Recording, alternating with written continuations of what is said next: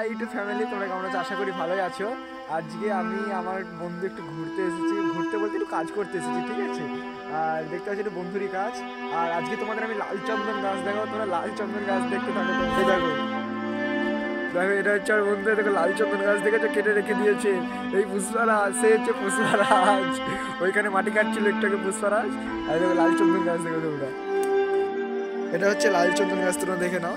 আর এই যে এই জায়গাটা মাটি কাটতে এসেছে আমার বন্ধু আজকে, জানি না কি করবে মাটি, তোমাদের একটু পরে দেখাবো মাটি নিয়ে কি করবে। আর তোমরা কেমন আছো? আশা করি ভালো আছো। আর এই হচ্ছে আমার বন্ধু, দেখো দেখো দেখো, একটা মেয়ে পড়ে তাদের জন্য তাড়াতাড়ি বিয়ে হয়ে যায়। দেখতে থাকো, আর মাটি নিয়ে কি কাজ হবে কি হবে তোমরা এই ভিডিওতে পেয়ে যাবে। চলো। আর এই হচ্ছে সেই প্রতিমা যার জন্য আমরা মাটি কাটতে গিয়েছিলাম, তোমরা দেখতে পাচ্ছ। আর এই দেখো সেই মাটি কেটে আনলাম লাল চন্দন, যেখানে তোমাদের কথাগুলো বলছিলাম। আর এই হচ্ছে প্রতিমা, এটা হচ্ছে সরস্বতী ঠাকুর। আর সামনে তো পুজো আসছে, তার মানে সরস্বতী পুজো তো হবেই।